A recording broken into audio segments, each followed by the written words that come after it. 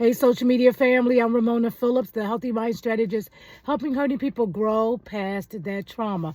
Welcome to Get It Right.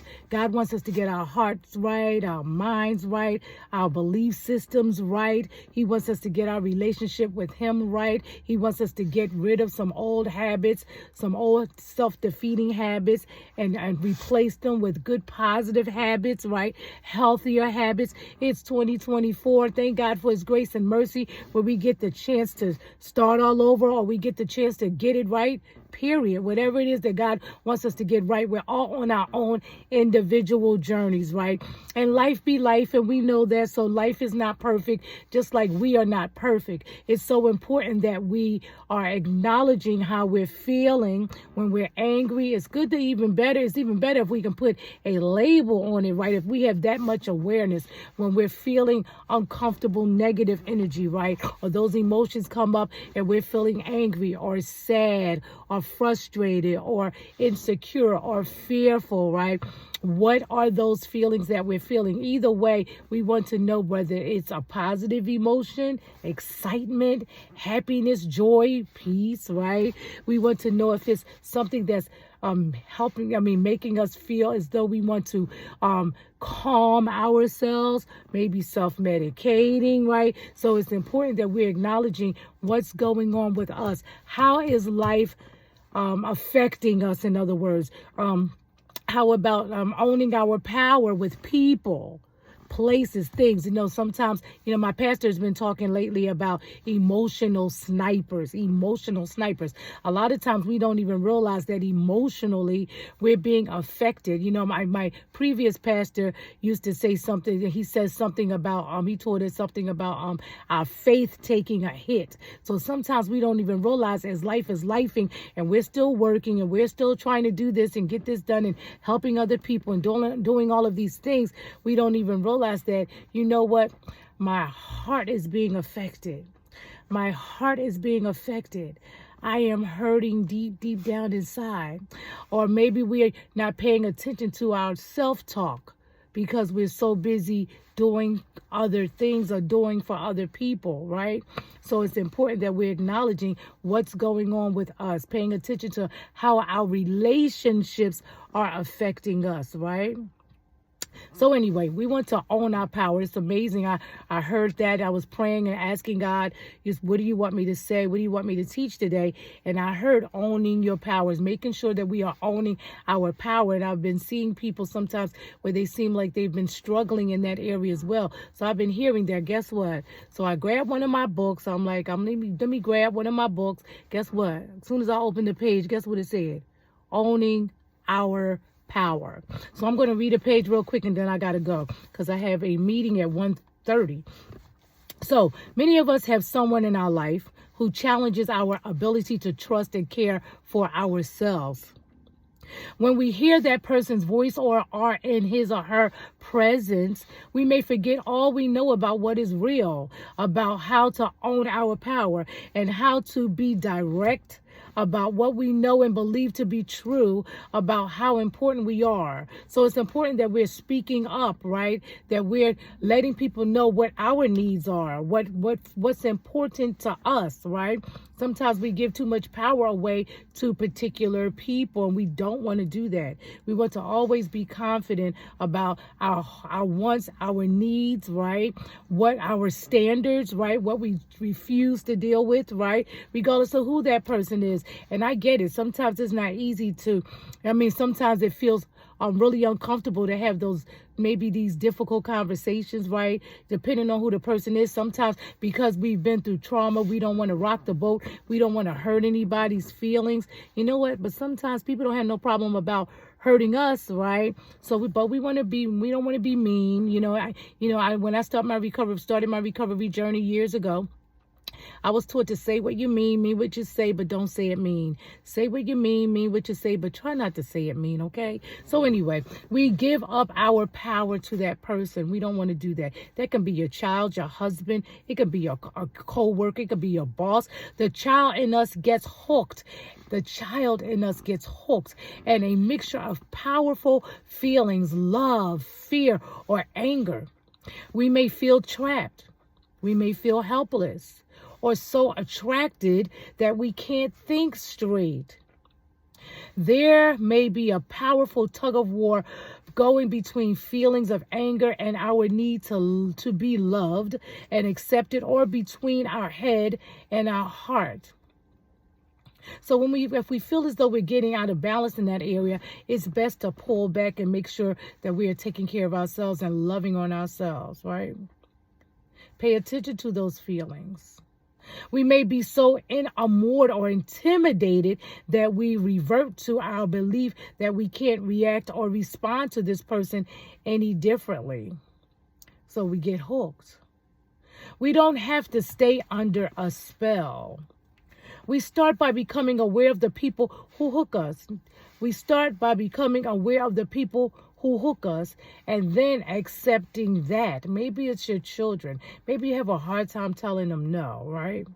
Maybe it's your grandchildren, right? We can force ourselves through the emotions of reacting differently to that person or persons, even if that new reaction is awkward and uncomfortable. We don't want people to manipulate us and control us, right?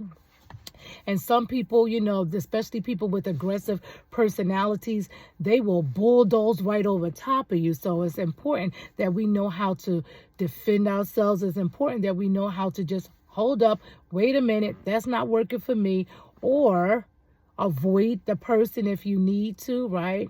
But it's important that we know how people, places, situations, circumstances, how people are affecting us. And then take back our power if we start feeling uncomfortable, right? We can force ourselves through the emotions of reacting differently to that person. We can force ourselves. In other words, you may feel uncomfortable, but still speak up for yourself. I remember a young man, I was talking to him about, that's your boss. Don't just let people talk to you in your kind of way just because that's your boss. You're a man too. He's a man and you're a man, right? You can say things respectfully, but let that person know, don't talk to me like that. I'm a man just like you, or I'm a woman just like you, or whatever, right? You get my point, right? Okay. So we can force ourselves. It may feel uncomfortable. Your voice might be shaky, your legs might be knocking, but still take up for yourself. Stand up for yourself. Say what needs to be said, right? We can force ourselves through the motions of reacting differently to that person, even if that new reaction is awkward and uncomfortable. Search out our new motivations. Are we somehow trying to control or influence the other person? So we want to make sure we're not on the other side of that, trying to control or manipulate or get somebody to do what we want them to do. We don't want to be that person either. God commands that we walk in love. And it's important how we treat ourselves, and it's important how we treat other people. So we cannot change the other person. We must admit we cannot change the other person. They might not want our advice. Hallelujah. Come on now.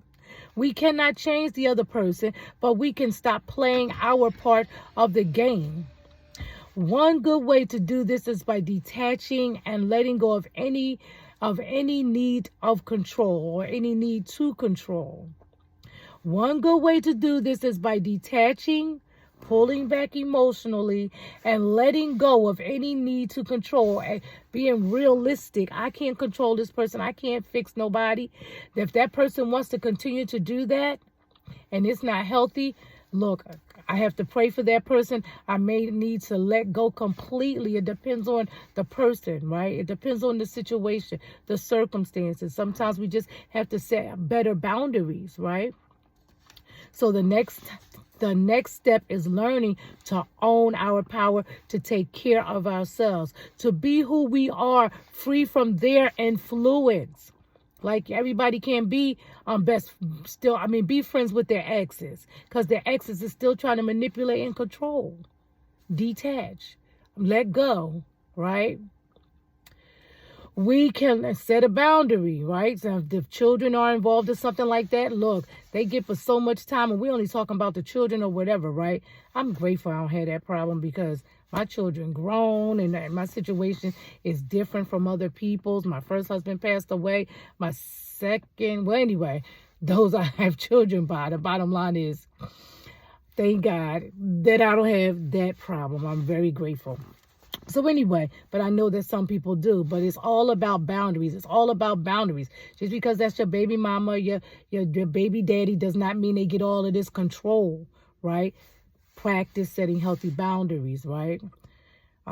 We can learn to own our power with difficult people. Some people we don't even have to talk to, or they get that much time.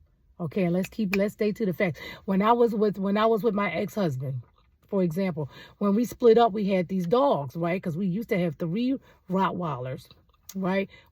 So anyway, slowly. So when we first split up and we were going through divorce, he would still call me from time to time about the dog.